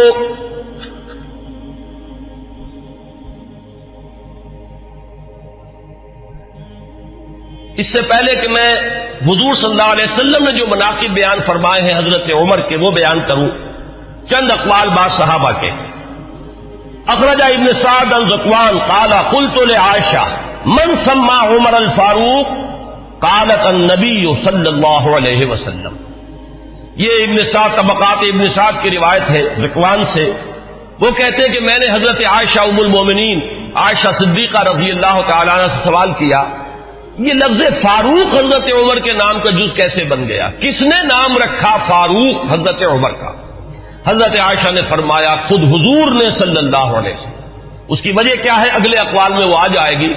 کہ جب حضرت عمر ایمان لائے ہیں تو پہلا شخص جس نے اپنے ایمان کا برملا اعلان کیا ہے اور جا کے نماز پڑھی ہے خانہ کعبہ میں کھلم کھلا، وہ حضرت عمر ہے۔ گویا کہ انہوں نے حق و باطل کے مابین ایک حد فصل قائم کر دی، یا یوں کہیے کہ دو ادوار ہیں مکی دور میں، ان دو ادوار میں حد فاصل ہے، فرق کر دینے والے حضرت عمر ہے۔ باقی بعض صحابہ کے اقوال میں آپ کو اور سنا رہا ہوں تاکہ ان کی بھی آپ کے سامنے جو کنٹینٹ ہے واضح ہو جائے۔ واخرج ابن ماجہ والحاکم عن ابن عباس رضی اللہ عنہما، امام ابن ماجہ یہ تو آپ کو معلوم ہے کہ صحاح ستہ میں شامل ہے، اور امام حاکم نے روایت کیا ہے حضرت عبداللہ ابن عباس رضی اللہ تعالی عنہما سے، قال وہ فرماتے ہیں لما اسلم عمر رضی اللہ عنہ نزل جبرائیل فقال یا محمد صلی اللہ علیہ وسلم لقد استبشر اہل السماء باسلام عمر۔ جب حضرت عمر ایمان لائے تو حضرت عبداللہ ابن عباس فرماتے ہیں کہ حضرت جبرائیل حاضر ہوئے حضور کی خدمت میں صلی اللہ علیہ وسلم علیہ الصلوۃ والسلام، اور انہوں نے یہ فرمایا کہ اے نبی صلی اللہ علیہ وسلم آسمان والے بھی خوشیاں منا رہے ہیں عمر کے اسلام لانے سے۔ واخرج البخاری عن ابن مسعود رضی اللہ عنہ قال ما زلنا عزة منذ اسلم عمر رضی اللہ عنہ۔ حضرت ابن مسعود رضی اللہ تعالی عنہ سے روایت ہے، امام بخاری کی روایت ہے، یہ صحیح بخاری کی روایت، وہ فرماتے ہیں کہ جب ایمان لے آئے حضرت عمر تو پھر ہم پر کمزوری نہیں رہی، پھر ہم قوت والے ہو گئے، عزت والے ہو گئے۔ اب وہ بات نہیں رہی کہ ہم دبے دبے تھے، بلکہ ہماری بھی اب جو ہے ہمتیں بن گئی۔ ابن سعد کی روایت ہے طبرانی اور ابن سعد کی ابن مسعود سے رضی اللہ تعالی عنہ، یہ ان کا قول ہے، کان اسلام عمر فتحا وکانت ہجرتہ نصرا وکانت امامتہ رحمتا وَلَقَدْ رَأَيْتُنَا وَمَا نَسْتَطِيعُ أَن نُّصَلِّيَ إِلَى الْبَيْتِ حَتَّى أَسْلَمَ عُمَرُ فَلَمَّا أَسْلَمَ عُمَرُ قَاتَلَهُمْ حَتَّى تَرَكُونَا فَصَلَّيْنَا۔ حضرت عبداللہ ابن مسعود جو ہے یہ مناقب میں بیان فرما رہے ہیں، حضرت عمر کا اسلام لانا گویا کہ اسلام کی فتح تھی، ان کی ہجرت اسلام کی نصرت تھی، ان کی امامت اسلام کے حق میں رحمت تھی، اور ہم اپنے آپ کو دیکھتے تھے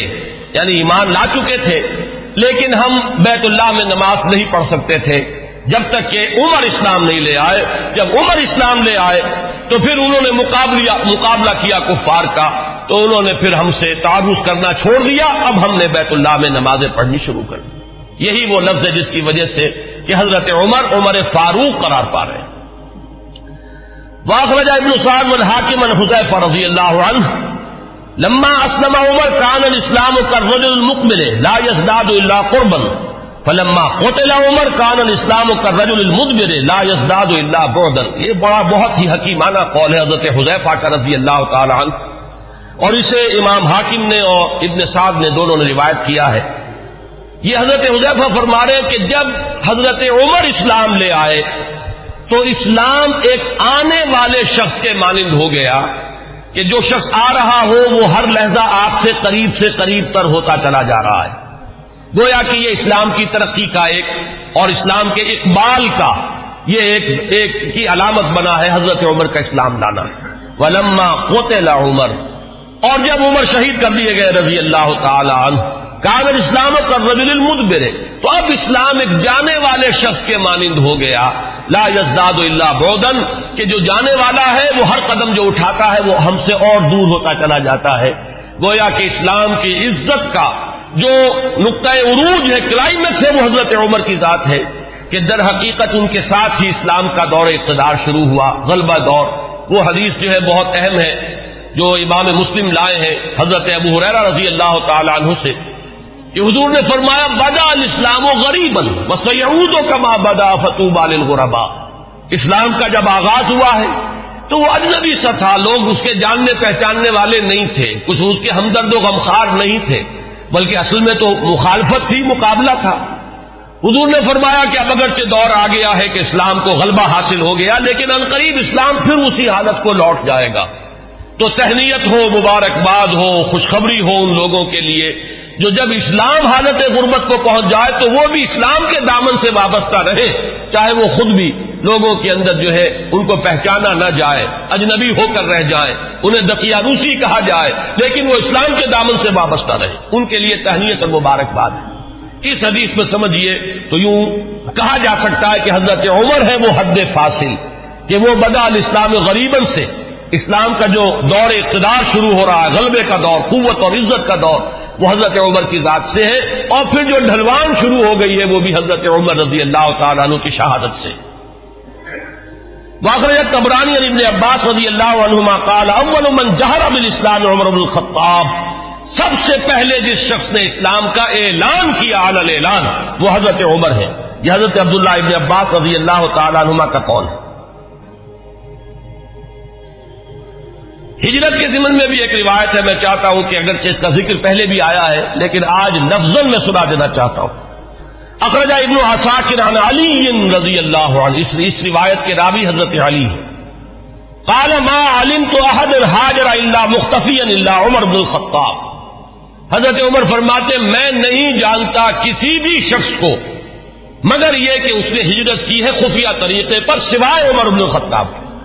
یعنی جو بھی ہجرت کے لیے نکلتا تھا خفیہ طریقے سے نکلتا تھا، لوگوں کو معلوم نہ ہو جائے، خام خواہ راستہ روکیں گے، کوئی تکلیف پہنچائیں گے،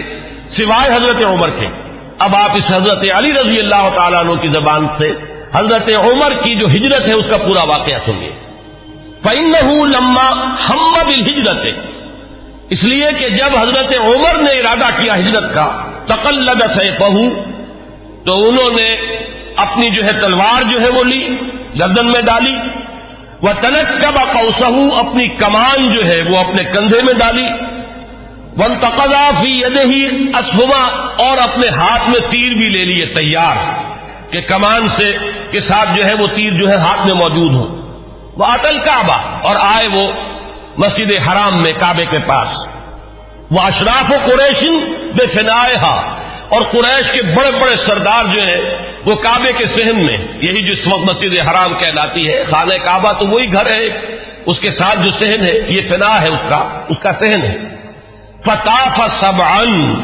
تو 7 چکر لگائے حضرت عمر رضی اللہ تعالیٰ عنہ نے اسی کیفیت کے اندر خانہ کعبہ کے۔ ساتھ ہی آپ کو معلوم ہوگا اشواط ہوتے ہیں جب عمرے کے لیے یا حج کے اندر جب بھی وہ طواف کیا جاتا تو ساتھ ہے۔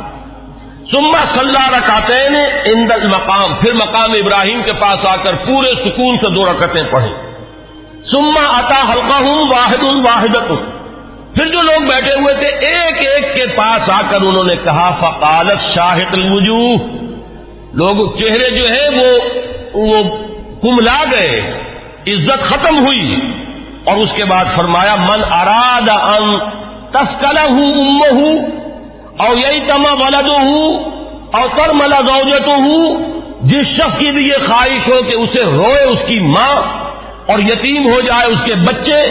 اور بیوہ ہو جائے اس کی بیوی، فلیلقنی وراء ھذا الوادی، تو وہ آئے اور اس وادی کے پیچھے ذرا مجھ سے مقابلہ کر لے۔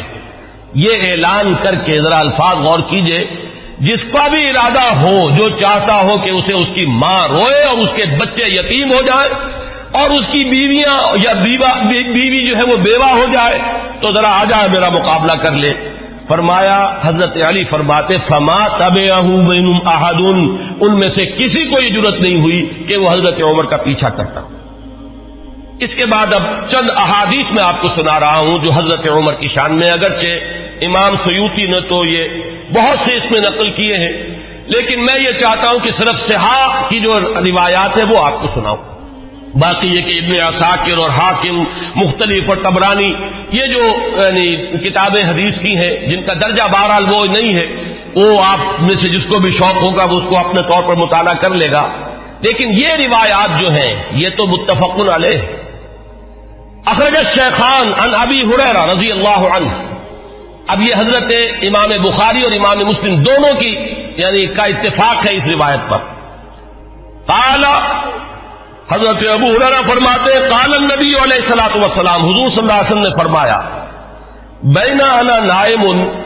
کہ اسی اثنا میں کہ میں سویا ہوا تھا، رأیتنی فی الجنہ، میں نے اپنے آپ کو جنت میں پایا، یہ خواب کا ذکر فرما رہے ہیں حضور۔ فَإِذَا امْرَأَةٌ تَتَوَضَّأُ إِلَىٰ جَانِبِ قَصْرٍ، تو میں نے دیکھا کہ ایک عورت، ایک خاتون ہے، ایک بہت بڑا قصر ہے، محل ہے، اس کے ساتھ کوئی لان ہوگا، پائن باغ ہوگا، اس میں وہ وضو کر رہی ہیں۔ قلت لمن هذا القصر، میں نے پوچھا، فرشتوں سے پوچھا ہوگا آپ نے، کس کا ہے یہ محل؟ قالوا لعمر، تو مجھے بتایا گیا کہ یہ عمر کا محل ہے۔ فذکرت غیرتک، اب یہ بات بھی حضور فرما رہے حضرت عمر سے کہ عمر اس وقت مجھے تمہاری غیرت کا احساس ہوا کہ گویا کہ وہ تمہاری زوجہ ہیں جنت میں جن کو میں نے دیکھا، تو مجھے اندازہ ہوا تمہاری تو بڑی غیرت ہے تمہاری طبیعت میں کہ میں نے تمہاری بیوی کو دیکھا اس وقت، تو حضرت فَلَّيْتُ مُدْبِرًا، تو میں تمہاری غیرت کا خیال کر کے فوراً وہاں سے ہٹ گیا۔ فبکا عمر، حضرت عمر اس پر رو پڑے۔ وقال علیک غار یا رسول اللہ، تو انہوں نے فرمایا کہ حضور کیا میں آپ سے غیرت کروں گا؟ کیا اس کا کوئی امکان ہے کہ میری غیرت جو ہے وہ آپ کے معاملے کے اندر اس طریقے سے جاگے؟ بہرحال اس حدیث نے حضرت عمر کا جو مقام ہے اس کو واضح کیا۔ پھر سنیے، اخرج الشیخان عن ابن عمر ان رسول اللہ صلی اللہ علیہ وسلم قال، یہ بھی متفق علیہ روایت ہے، حضور نے فرمایا بین انا نائم شربت، میں ایک سویا ہوا تھا، خواب ہی میں نے پیا، یعنی اللبن، کیا پیا؟ دودھ پیا۔ حتی انظر الری یجری من اصفاری، اتنا پیا کہ وہ جو اس کے تر و تازگی اس سے پیدا ہوئی، میں نے محسوس کیا کہ اس کا اثر میرے ناخنوں تک پہنچ گیا، وہ تازگی جو ہے یا وہ قوت جو حاصل ہوئی اس سے وہ میرے ناخنوں سے ٹپک رہی ہے، بہہ رہی ہے۔ ثم ناولتہ عمر، پھر میں نے وہ پیالہ جو ہے وہ عمر کو دے دیا۔ قالوا فما اولتہ یا رسول اللہ، صحابہ نے پوچھا حضور آپ نے اس خواب کی کیا تعبیر کی؟ قال العلم، حضور نے فرمایا وہ پیالہ وہ علم کا پیالہ ہے جس سے میں نے سیر ہو کر پیا، اور پھر میں نے وہ پیالہ عمر کے حوالے کر دیا اور اس نے اس سے پیا۔ پھر سنیے تیسری حدیث، اخرجہ الشیخان، پھر اس حدیث کے راوی بھی دونوں ہیں امام بخاری امام مسلم، عن ابی سعید الخدری رضی اللہ عنہ، حضرت ابو سعید خدری فرماتے ہیں قال سمعت النبی صلی اللہ علیہ وسلم، حضور صلی اللہ علیہ وسلم سے میں نے خود سنا، یقول، یہ فرماتے ہوئے بین انا نائم رأیت الناس عرضوا علی وعلیہم قمص، میں سویا ہوا تھا، میں نے دیکھا بہت سے لوگ میرے سامنے پیش کیے گئے، انہوں نے قمیصیں پہنی ہوئی ہیں لیکن ان قمیصوں کا سائز جو ہے بڑا مختلف ہے۔ فمنها ما يبلغ الصدى، ان میں سے کچھ ایسے بھی تھے کہ جن کی قمیضیں صرف سینے تک پہنچتی تھیں۔ ومنها ما يبلغ دون ذلك، بہت سے ایسے تھے جن کی قمیضیں لمبی تھیں، اس سے زیادہ تھیں۔ وعرض علی عمر، اور اب میرے سامنے عمر کو پیش کیا گیا، وعلیہ قمیص یجرہ، ان پر اتنی لمبی قمیص تھی، اتنی لمبی قمیص پہنی ہوئی تھی، زیب تن کیے ہوئے تھے کہ وہ اسے گھسیٹ رہے تھے، یعنی وہ پیچھے پیچھے جو ہے، جیسے کہ پچھلے زمانے کے اندر بادشاہوں کا رواج ہوتا تھا ان کے، اور یہ ہمارے ہاں بھی جو جانگلیوں میں آپ نے دیکھا ہوگا تہمت جو ہے وہ زمین میں گھسٹتا ہوا چلے اپنے فخر اور غرور کے اظہار کے لیے، وہ نقشہ جو ہے کہ وہ اپنے اس قمیص کو گھسیٹ رہے ہیں۔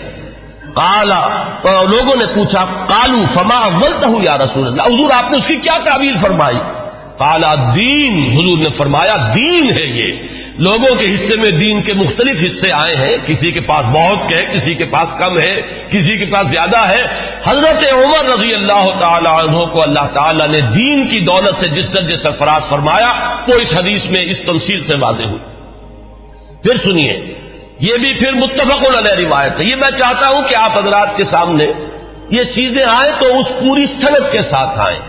کس درجے کی یہ روایات ہے، یہ کہانیاں نہیں ہیں، یہ صرف زور خطابت نہیں ہے کہ جو لوگ اپنے انداز کے اندر آپ حضرات کے سامنے بیان کرتے ہوں، بلکہ یہ کہ یہ حقائق ہیں وہ کہ جو ہمارے ہاں مستند ترین اب ظاہر بات ہے کہ قرآن کے بعد مستند ترین ہمارے ہاں تو یہی دو کتابیں ہیں، صحیحین، صحیح بخاری اور صحیح مسلم. اس میں کسی کو بھی اہل سنت میں کسی شک و شبے کی گنجائش نہیں، اور ان کی یہ متفق علیہ روایات ہیں. اس کے راوی حضرت سعد بن ابی وقاص رضی اللہ تعالی عنہ قال قال النبی علیہ الصلوۃ والسلام یا ابن الخطاب. حضرت سعد بن ابی وقاص فرماتے ہیں کہ حضور صلی اللہ علیہ وسلم نے فرمایا، اے خطاب کے بیٹے رضی اللہ عنہ، والذی نفسی بیدہ ما لقیک الشیطان سالکا فجا قط الا سلک فجا غیر فجک. اے خطاب کے بیٹے، میں یہ دیکھتا ہوں کہ جس راستے سے تو چل رہا ہوتا ہے، شیطان جو ہے اس راستے سے کنی کترا کر کسی اور گھاٹی میں سے نکل جاتا ہے. یعنی وہ آمنا سامنا کرنے کی قوت نہیں رکھتا ہے عمر تمہارے ساتھ. اب روایت جو ہے یہ صرف بخاری کی ہے، متفق علیہ نہیں، لیکن اصح الکتب بعد کتاب اللہ تو یہ صحیح بخاری ہے. عن ابی ہریرہ قال النبی علیہ الصلوۃ والسلام لقد كان فيما قبلكم من الامم ناس محدثون فإن يكن في امتي احد فإنه عمر.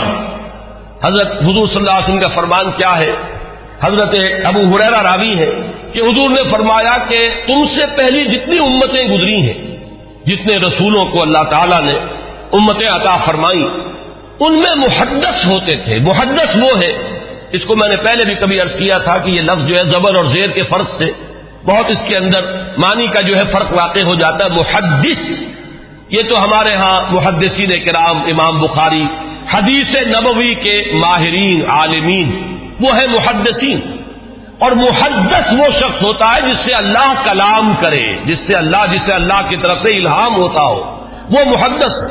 حضور نے فرمایا کہ تم سے پہلے جتنی امتیں بھی گزری ہیں ان میں محدث ہوتے تھے، میری امت میں اگر کوئی محدث ہے تو وہ عمر ہے رضی اللہ تعالی عنہ. اس کا ایک بڑا گہرا تعلق ہے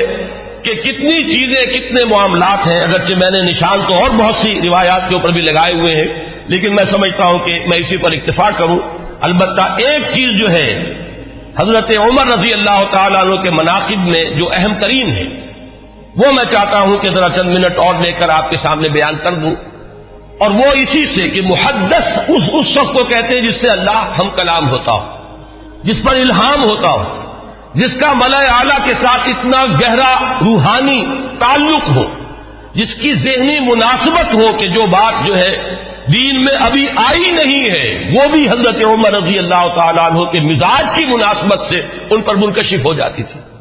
چنانچہ آپ نے خطبوں میں، ہمارے ہاں اہل سنت کے خطبوں میں جب مختلف نام لیے جاتے ہیں خلفائے راشدین کے، تو ہر ایک کی شان میں کچھ الفاظ بارہا آپ نے سنے ہوں گے. چنانچہ حضرت ابوبکر کے بارے میں الفاظ آتے ہیں کہ تمام لوگوں میں انبیاء کے بعد بالاتفاق جو افضل ترین انسان ہے وہ حضرت ابوبکر ہیں. حضرت عمر کے بارے میں الفاظ آتے ہیں الذی کان رأیہ موافقا بالوحی والکتاب، عمر بن الخطاب رضی اللہ عنہ. اس میں چونکہ کچھ قافیہ بھی ملانے کی جن حضرات نے بھی یہ خطبہ مرتب کیا ہے، تو عربی زبان میں چونکہ اس کی بھی ایک اہمیت ہے، صوتی آہنگ ہوتا ہے، تو کچھ قافیے بھی ملائے گئے ہیں. جامع آیات القرآن عثمان ابن عفان رضی اللہ تعالی عنہ. اس طریقے سے تو حضرت عمر کے بارے میں یہ الفاظ آپ نے بہت سنے ہوں گے کہ الذی کان رأیہ موافقا بالوحی والکتاب، وہ شخص کے جس کی رائے وحی اور کتاب کے موافق تھی. میں نے ایک مرتبہ یہ عرض کیا تھا اور آج پھر جسارت کر رہا ہوں کہ غیر شعوری طور پر ان الفاظ نے حضرت عمر کا درجہ گھٹا دیا ہے، اس لیے کہ یہ شان تو ہر صحابی کی ہے. ہو ہی نہیں سکتا کہ وحی اور کتاب کے موافق ان کی رائے نہ ہو. جب وحی اور کتاب آ گئی تو اب کسی صحابی کی یہ شان ہے ہی نہیں. جیسے کہ قرآن مجید میں فرمایا گیا کہ ما کان لمؤمن ولا مؤمنۃ اذا قضى الله امرا ان يكون له الخيرة في امره. جب اللہ اور اس کے رسول کی طرف سے کوئی فیصلہ صادر کر دیا جائے، پھر کسی مومن اور مومنہ کے لیے یہ ممکن ہی نہیں ہے کہ اس کے بعد بھی وہ کوئی اپنا اختیار سمجھے اور اپنی کوئی رائے علیحدہ رکھے. تو اس حد تک تو حضرت عمر کی بات بھی اگر ہے تو وہ تو تمام صحابہ کے ساتھ ہے. اصل شان تو یہ ہے کہ الذی کان الوحی والکتاب موافقا برائیہ. حضرت عمر کی شان یہ ہے کہ وحی اور کتاب نازل ہوئی ہے ان کی رائے کی موافقت میں. ایک رائے ان کی طرف سے پہلے آئی ہے اور کلام اللہ میں وہ حکم اس کے مطابق نازل ہو گیا ہے۔ ظاہر بات ہے کہ اس کا سبب نزول یہ نہیں ہے کہ حضرت عمر نے یہ فرمایا معاذ اللہ، لیکن یہ کہ وہ موافقت نزول سے قبل کی مناسبت، وہ ذہنی اور باطنی اور روحانی اور قلبی جو مناسبت حضرت عمر کو حاصل تھی اس حقیقت کے ساتھ، اس کی وجہ سے جو بات آپ کے ذہن میں آتی تھی اسی کے مطابق قرآن مجید میں پھر حکم نازل ہو جاتا تھا۔ امام عبداللہ شیبانی نے 21 اس کی مثالیں دی ہیں، جس کو کہ یہاں اس وقت جو ہے میں ظاہر بات ہے کہ نقل نہیں کر سکتا۔ ان میں سے 5-6 جو بہت اہم ہیں وہ میں گنوا رہا ہوں۔ سب سے پہلی بات یہ کہ حضرت عمر نے یہ فرمایا تھا، عرض کیا تھا حضور صلی اللہ علیہ وسلم سے، لَاتَّخَذْنَا مِن مقام ابراہیم مصلی، حضور کیا ہی اچھا ہو اگر ہم مقام ابراہیم کو اپنی جائے نماز بنائیں، ہم یہاں پر نماز ادا کیا کریں۔ فنزلت، اور اس کے بعد یہ آیت نازل ہو گئی وَاتَّخِذُوا مِن مقام ابراہیم مصلی۔ یہ الفاظ جو ہے تقریباً بالکل وہی ہے کہ جو الفاظ حضرت عمر نے اپنے قول میں استعمال کیے تھے، بالکل اسی کے مطابق یہ وہی نازل ہوئی۔ اسی طرح دوسری بات، حضرت عمر ہیں جنہوں نے حضور صلی اللہ علیہ وسلم سے فرمایا، عرض کیا تھا یا رسول اللہ يدخل على نسائك البر والفاجر فلو امرتهن يحتجبن، کہ حضور آپ کے گھروں میں مومن بھی آتے ہیں، منافق بھی آ جاتے ہیں، نیک بھی آتے ہیں اور فاجر قسم فاسق قسم کے لوگ بھی آ جاتے ہیں، تو کیا ہی اچھا ہو اگر آپ اپنی ازواج کو پردے کا حکم دیں۔ فنزلت آیت الحجاب، اس کے بعد جو ہے وہ حجاب والی آیت نازل ہو گئی۔ نمبر 3، وَاجْتَمَعَ نِسَاءُ النَّبِيِّ علیہ الصلوۃ والسلام فی الغیرہ، قلت، حضرت عمر یہ فرماتے ہیں کہ جب حضور صلی اللہ علیہ وسلم کی ازواج مطہرات نے وہ ایک ایکا کر لیا تھا، یہ واقعہ ہے جو آتا ہے سیرت میں، حضور صلی اللہ علیہ وسلم سے نان نفقے کے مطالبے کے لیے کہ کچھ ہمارا بھی جو ہے روزینہ بڑھا دیا جائے، کچھ ہمارے لیے بھی وسعت ہو جانی چاہیے، جیسے حضرت فاطمہ حاضر ہوئی تھی حضور کی خدمت میں کہ اب تو عام لوگوں کے گھروں کے اندر جو ہے بڑی خوشحالی ہے، تو مجھے بھی کوئی کنیز یا غلام عنایت ہو جائے۔ اسی طرح ازواج مطہرات کا معاملہ ہے، انہوں نے بھی اسی دلیل سے کہ اب تو عام لوگوں کے گھروں کے اندر بڑی خوشحالی ہو گئی ہے، تو کچھ نہ کچھ ہمیں بھی وسعت اور کشادگی کا انتظام کر دیا جائے۔ تو جب یہ معاملہ ہوا تو حضرت عمر نے یہ کہا تھا، جو الفاظ فرمائے تھے اس کے مطابق وہ آیت نازل ہوئی، عسى ربه ان طلقكن ان يبدله ازواجا خيرا منكن۔ یہ تیسری مثال ہے۔ چوتھی مثال، بدر کے اسیروں کے ضمن میں جب مشورہ ہوا، حضرت عمر کی رائے یہ تھی کہ ان سب کو قتل کیا جائے، نہ صرف یہ کہ قتل کیا جائے بلکہ جو بھی رشتہ دار ہو کسی اسیر کا مسلمانوں میں سے، قریب ترین رشتہ دار، وہ اپنے ہاتھ سے اسے قتل کرے۔ اگرچہ حضور صلی اللہ علیہ وسلم پر تو آپ کو معلوم ہے کہ غلبہ تھا، رافت، رحمت، شفقت، نرمی، اسی لیے قرآن مجید میں 2 جگہ وہ آیت نازل ہوئی ہے کہ حضور سے فرمایا اللہ نے کہ نبی آپ کی نرمی کے یہ لوگ حقدار نہیں ہیں، یہ کفار اور منافقین، آپ کی نرمی اہل ایمان کے حق میں ہو تو کیا کہنے ہیں، مطلوب ہے، لیکن یہ آپ کی نرمی سے جو بیجا فائدہ اٹھا جاتے ہیں کفار و منافقین، تو ذرا آپ اپنی طبیعت میں ان کے لیے سختی پیدا کیجیے۔ یا ایھا النبی جاہد الکفار والمنافقین واغلظ علیہم، 2 جگہ پر یہ آیت آئی ہے، سورہ تحریم میں بھی ہے، سورہ توبہ میں بھی ہے۔ تو وہی بات جو ہے یہاں پر ہوئی تھی کہ حضور کی طبیعت میں بھی غلبہ تھا، اور حضرت ابوبکر انتہائی رقیق القلب، حضور صلی اللہ علیہ وسلم کی سیرت کے اس اعتبار سے عکس کامل، وہی شفقت اور رحمت، ارحم امتی بامتی ابوبکر واشدہم فی امر اللہ عمر، وہی معاملہ یہاں تھا۔ تو بہرحال جب یہ فیصلہ ہو گیا کہ انہیں فدیہ لے کر چھوڑ دیا جائے، تو پھر قرآن مجید میں جو آیت نازل ہوئی سورہ انفال میں ہے، وہ آپ کے علم میں ہوگا کہ اس میں توثیق ہوئی حضرت عمر کی رائے کی۔ اسی طریقے سے شراب کی حرمت کے ضمن میں حضرت عمر رضی اللہ تعالیٰ عنہ نے پہلے سے کہنا شروع کر دیا، اور بار بار وہ دعا کرتے تھے اللہ اس شراب کے ضمن میں تو آخری اور حتمی اور جو فیصلہ کن حکم ہے وہ نازل فرما دے۔ تو اس کے بعد اللہ تعالیٰ نے اس کی آخری حرمت کا جو ہے وہ فیصلہ فرمایا، اس کی جو آیت جو ہے وہ نازل ہوئی۔ ایک اور اہم مقام ہے، یہ ابن ابی حاتم لائے اپنی تفسیر میں حضرت انس سے، قال عمر، اور حضرت عمر رضی اللہ تعالیٰ عنہ خود اس کے راوی ہیں، وافقت ربی فی 40، یہاں حضرت عمر فرما رہے ہیں 4 چیزوں میں میرے رب کے ساتھ میری کامل موافقت ہو گئی۔ کہ جو بات میرے ذہن میں آئی، بلکہ یہاں تو میں جو مثال دے رہا ہوں جو زبان پر آ گئی حضرت عمر کے، بالکل وہی جو ہے وحی کے اندر الفاظ نازل ہو گئے۔ تو وہ فرماتے ہیں کہ نزلت هذه الآیہ، جب یہ آیت نازل ہوئی، یہ سورہ مومنون میں ہے، وَلَقَدْ خَلَقْنَا الْإِنسَانَ مِنْ سُلَالَةٍ مِّن طِينٍ ثُمَّ جَعَلْنَاهُ نُطْفَةً فِي قَرَارٍ مَّكِينٍ ثم خلقنا النطفة علقة فخلقنا العلقة مضغة فخلقنا المضغة عظاما فكسونا العظام لحما ثم انشأناه خلقا آخر۔ جب یہ آیات نازل ہوئیں تو میری زبان پر فوراً الفاظ جاری ہو گئے، فتبارک اللہ احسن الخالقین، اور بین ہی یہی الفاظ بعد میں قرآن مجید میں بھی وحی کے ذریعے سے نازل ہو گئے۔ یہ میں نے صرف آپ کو 6 مثالیں سنائی ہیں، 21 مثالیں ہیں اس طرح کی کہ جو عبداللہ شیبانی رحمہ اللہ نے اپنی کتاب میں جو ہے اس کو درج کیا ہے، کہ بالکل ذہن یوں سمجھیے کہ ایک ذہن ہے، ایک مزاج ہے، ہم آہنگی ہے، حقیقت تک اتنی رسائی ہو چکی ہے، اتنا قرب ہو چکا ہے کہ بالکل سوچ وہی ہے، بلکہ یہ کہ نزول کے بعد تو ظاہر بات ہے کہ ہر صحابی کی وہی سوچ ہوتی تھی، لیکن یہ ہے کہ پہلے سے ذہن کا اس درجے ہم آہنگی اختیار کر لینا، یہ حضرت عمر رضی اللہ تعالیٰ عنہ کے مناقب میں سے یہ بھی ایک بہت اہم پہلو ہے۔ آج اسی پر اتفاق کر رہا ہوں۔ آئندہ کے بارے میں میرا ایک خیال ہے، جمعے کی ان تقاریر کے ضمن میں ایک رہتا ہے مسئلہ کہ اب کس موضوع کو اختیار کیا جائے۔ میرا ارادہ یہ ہے کہ آئندہ سے جو سب سے اہم اور بنیادی موضوع ہے ہمارے دین کا، ایمان اور اس کی حقیقت اور اس کے لوازم اور اس کے تقاضے، اور اس میں بڑی اہم بحثیں ہیں کہ ایمان کا عمل سے کوئی تعلق ہے یا نہیں، اور ہے تو کیا ہے، ایمان کا لازمی نتیجہ جہاد ہے یا نہیں، وہ اس کے لیے کیا دلیل ہے، ایمان کا مادہ کیا ہے، اس کے لفظی معنی کیا ہے۔ میں انشاءاللہ تعالیٰ ایک سلسلہ تقاریر اس موضوع پر شروع کروں گا تاکہ جو بنیادی ہمارے دینی تصورات ہیں ان میں اگر کہیں کوئی کمی ہے تو وہ اللہ تعالیٰ اس کے ذریعے سے پوری کر دے، اور پھر ہمارے اندر وہ جذبہ ابھرے کہ جو ایمان کے اصل تقاضے ہیں ان کو ہم ادا کرنے کے لیے کمر بستہ ہو جائیں۔ اقول قولی ھذا واستغفر اللہ لی ولکم ولسائر المسلمین والمسلمات۔